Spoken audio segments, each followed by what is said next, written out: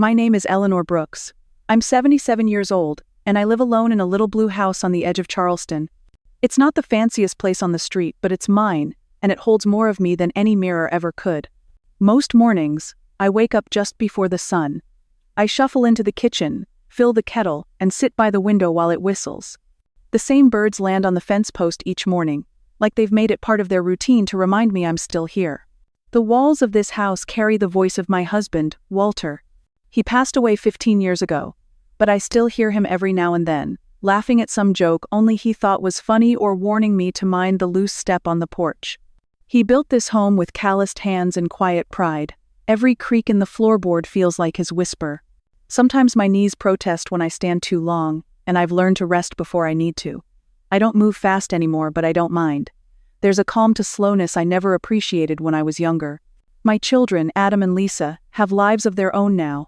They both live in town, but might as well be hours away, the way time passes between visits. Adam calls when he needs help with the mortgage or when something needs fixing at his place. Lisa sends me flowers on my birthday but never stays long enough to finish a cup of tea. The one who still comes by just because he wants to is Ben, my grandson. He's in college now, tall and kind like his grandfather, always full of stories and questions about the world. He likes my blueberry pie, though I don't eat much of it myself anymore. Too much sugar makes my ankles swell. I don't complain, not really. I've lived long enough to know that life doesn't always stay sweet, but it can still be meaningful. There's dignity in the quiet, in tending to your own little corner of the world even when it feels like everyone else has moved on. Sometimes I wonder when I stopped being at the center of their world, but then I remember I'm still at the center of mine, and for now, that has to be enough. Ben showed up like he always did, just before 4, with a worn backpack over one shoulder and that sheepish grin I'd never grown tired of. I had the pie cooling on the windowsill, just like every Wednesday. He said it smelled like home, and I told him he always said that. He dropped his bag by the door and flopped into the kitchen chair like he belonged there. I handed him a plate with a thick slice of blueberry pie and poured him a glass of milk. For a moment, the world felt still and familiar. He told me about a professor who finally learned his name, a girl in his lit class who shared his love for old poetry, and the price of textbooks that made him want to cry. I listened the way I always do, with one ear on his words and the other on the feeling of having someone near. He was halfway through his second slice when he asked the question that cracked the afternoon in two. "So what are you wearing Friday night?" I looked up from my tea and smiled, unsure. "What's happening Friday?" He blinked like I was joking. "The anniversary dinner, Mom and Dad, 40 years. Big fancy thing at that place near the river." The words felt like they floated above me for a second before they settled in. I shook my head gently and told him no one had mentioned anything to me. His brows furrowed, and he leaned back in his chair like he'd missed something. He said he thought his dad was picking me up. I tried to smile, tried to push the awkwardness aside, but something inside me had started to ache. I changed the subject, asked about his next class, and cleared his plate before he could finish the crust. After he left, I stood at the sink for a long time, watching the pie pan go cold. Then I reached for the phone and dialed Adam. He picked up on the third ring with too much cheer in his voice. I asked him about the dinner. He hesitated just long enough to tell me something wasn't quite right. "Oh yeah," he said. "It was supposed to happen, but they decided to cancel. Something about a cold. Marianne needed rest. Nothing serious, just bad timing." I asked if they needed anything. He told me they were covered and said he'd call me back later. He didn't. Still unsure, I called Lisa. She sounded rushed, distracted, like she had one foot already out the door. When I asked about Marianne being sick, she hesitated, then said she hadn't talked to her in a while. I mentioned the dinner. She paused, just for a beat, then said of course, yes, she knew it was off. Plans change, you know how it is. But I didn't know. I didn't understand how an anniversary dinner planned for months could be canceled without a single word to me, and why Ben thought it was still happening. I hung up the phone and stared at the receiver like it might give me answers. That night, I sat in my armchair with a blanket around my legs and a book I didn't really read. The quiet in the house felt heavier than usual, like it was holding something back. Like maybe I'd missed something important, or maybe something important had missed me. I decided to go into town the next morning, not because I needed anything, but because the walls of the house felt too close. The pie was still on the counter, untouched since Ben left, and I needed air that didn't carry the scent of something forgotten. The sky was overcast, the kind of gray that made everything feel just a little softer, a little slower. I stopped by the flower shop on Main Street, the one Lisa used to work at during college. It still smelled like cut roses and baby's breath, sweet and sharp at the same time. I didn't expect to see Diane there behind the counter, tying ribbons around a dozen white lilies with her usual care. She looked up and smiled wide when she saw me, her hands pausing mid-knot. I hadn't seen her in a while, not since the fall craft fair. We chatted for a few minutes, mostly about nothing, just filling space the way old friends do. Then she asked if I'd be going to the big celebration Friday night. I blinked, unsure. What celebration? She tilted her head and said Lisa told her she was taking the evening off for the big anniversary party. 40 years, right? She called it a once-in-a-lifetime thing. I felt something shift behind my ribs, like the start of a bruise. I managed a small nod and said I hadn't heard much about it. Diane didn't seem to notice, just went back to arranging the stems like it was any other day. I left with a small bouquet of tulips I didn't really want, and walked home slower than usual. The truth settled in quietly, without any sharp edges. They hadn't forgotten to invite me, they had chosen not to. The ache wasn't in my chest. It was lower, somewhere deeper, like the weight of being gently erased from something that once felt like home. The lies, the casual tone in Adam's voice, the distracted stammer from Lisa, it all clicked into place, each piece sliding in with the soft finality of a door being locked. At home, I placed the tulips in a glass jar and sat down at the kitchen table. I didn't cry, I didn't get angry. I just sat there, watching the petals bloom and trying to remember the last time any of them asked how I really was. Some things hurt more in silence than they ever could in shouting, and somehow, that kind of pain teaches you exactly where you stand. I knew then that I wasn't going to call them again. I wasn't going to ask why. I already knew. That night, I sat in the living room without turning on the lights. The glow from the street lamp outside filtered through the curtains, casting long shadows across the rug Walter once picked out during a summer sale. The quiet was deep, but it no longer felt comforting. It felt like proof. I didn't cry. There wasn't anything left in me that hadn't already been drained by years of being slowly pushed to the edges. Instead, I stood up, walked into my bedroom, and opened the closet where the past hung quietly on padded hangers. There in the back was the navy blue dress I hadn't touched in years. Simple, soft, dignified. It was the dress I wore to Walter's funeral. I ran my hand over the sleeve and didn't flinch. It still held its shape, just like I had. I took it out and laid it across the bed. The next morning, I made a pot of tea and sat at the table with my notepad. No anger, no plans to confront anyone, just clarity.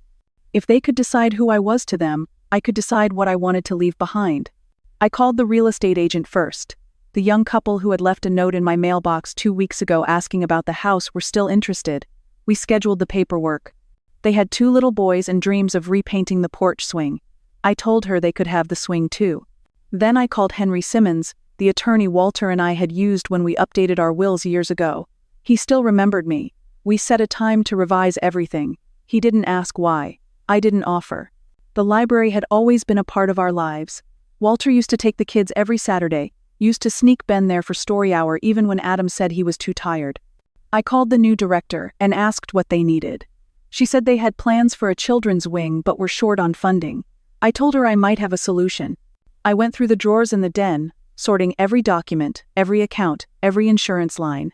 The numbers added up to more than I expected. Enough for the new library wing. Enough for a fresh start. Not for me. For the place that still welcomed me with no questions and warm light on cold days. The last piece was the will. I left everything that remained to Ben. Not because he was perfect, but because he was kind. Because he came to see me even when he didn't need anything. Because he listened. By the end of the day, I felt lighter than I had in years.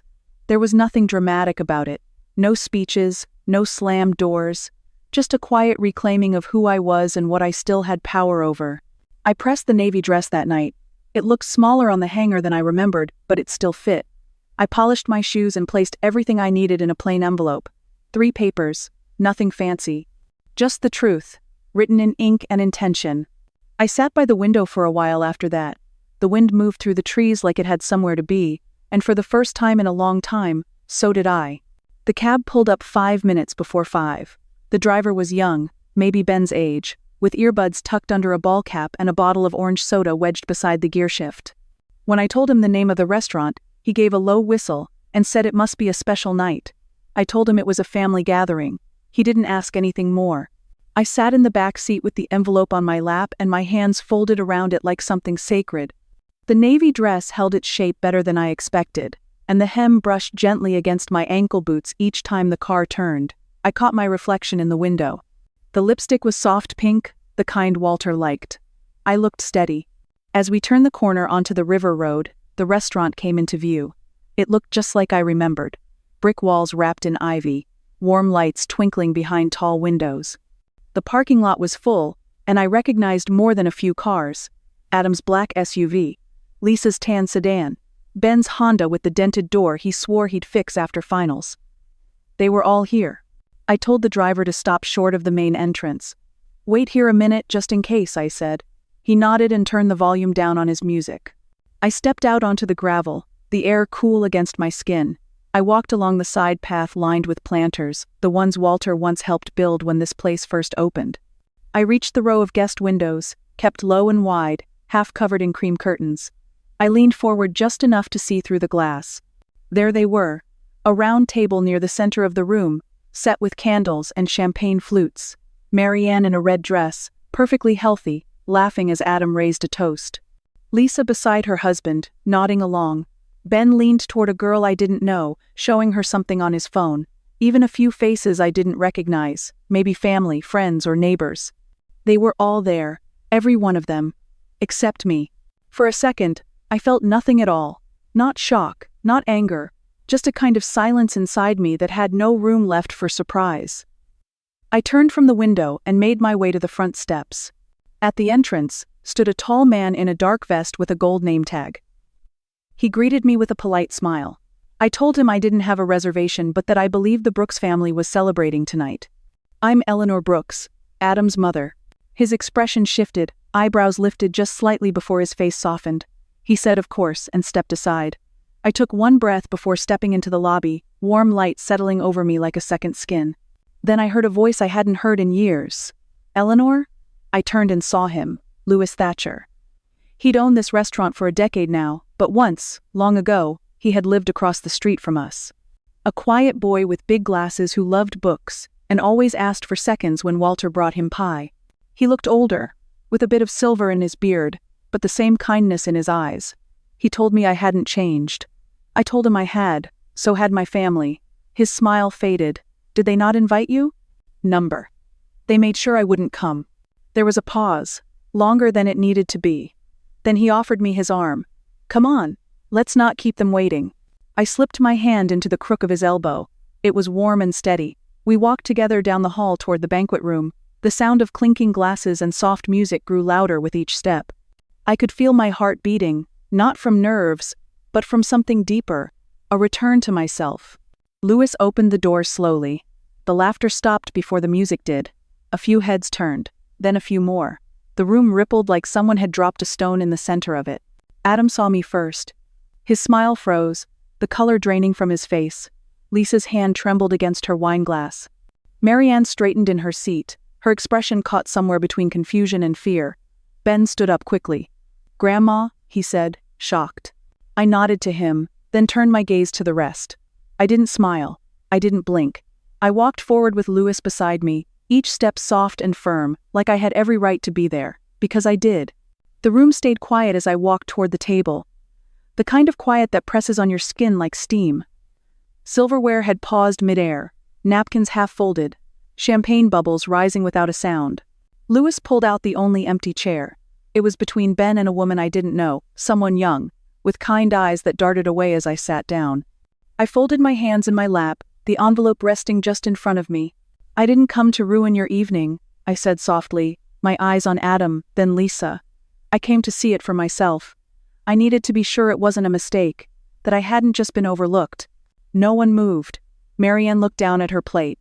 Lisa clutched the stem of her glass with both hands. Adam opened his mouth, then closed it. "You planned this without me, and you lied. Not just once. You coordinated it." Lisa's lips parted like she was about to speak. I held up a hand without looking at her. "I'm speaking now." I reached into the envelope and pulled out the first paper. I slid it across the table toward Adam. "This is confirmation that the house has been sold. The The one you kept asking me to transfer. The one you said would stay in the family. It's gone. A young couple with 2 little boys will be moving in next month. I think they'll love the swing." Adam stared at the page like it might rewrite itself. He looked pale. I pulled out the second document. This one is a donation agreement with the Charleston Public Library. The money from the house, nearly $500,000, is going to build a new children's wing. It will be named after your father, Walter Brooks. A soft gasp came from someone near the end of the table. Marianne pressed her napkin to her mouth. Lisa blinked hard, her voice stuck somewhere she couldn't reach. "And this," I said, laying down the third sheet, "is my updated will. What little remains my savings, my belongings, goes to Ben." Ben shifted in his seat. His face was open and confused, full of questions he didn't know how to ask. Because he came to see me without needing anything, because he talked to me like I still mattered, that's all I ever wanted, to matter. Nobody spoke. The clink of a fork being set down on porcelain echoed too loudly. Adam leaned forward, his voice rough. "Mom, I think we should step outside. We can talk about this. Just you and me." "No," I said gently. "You've done enough talking. I heard the lies. I saw the truth. I don't need more words. I need respect." Lisa's voice trembled. "We didn't mean to hurt you. But you did. And I let it happen. For years. I let myself shrink so you wouldn't have to feel guilty." I stood up. Not rushed, not dramatic. Just ready. "You taught me something. All of you. That love without dignity isn't love. It's convenience. And I've finally decided I'm not convenient anymore." Ben reached for my hand, but I gave as a light squeeze and left it on the table. "Stay. Enjoy your evening. You deserve to be here. I just needed you to see that I did too." Lewis appeared like he'd been waiting. I nodded to him, and he nodded back. As I walked away from the table, no one followed. The silence behind me was louder than any apology they could have given. And for the first time in years, I didn't feel small. I didn't feel forgotten. I felt free. 3 months have passed since the night at the restaurant. The dress I wore still hangs in my closet, pressed and untouched, but I don't need to wear it to remember how I felt. I remember it every morning when I wake up in my new apartment, 3 floors up, with a window that looks out over the town square. The space is smaller, just 2 rooms and a little kitchen, but it's enough. The sunlight comes in soft through the lace curtains I brought from the old house, and the floor creaks the way I like, just enough to remind me I'm still moving. I've filled the walls with framed postcards, a few of Walter's old books, and one picture of Ben as a toddler in a cowboy hat. I walk to the library most mornings, just a block away, where I volunteer in the children's section. I read to the preschoolers, help grade schoolers find adventure stories, and sometimes just sit quietly while teenagers vent about parents or math or both. Nobody there asks what I used to own or what I gave up. They just see me as I am, and that's more than enough. Ben comes by once a week, sometimes more if he's not swamped with exams.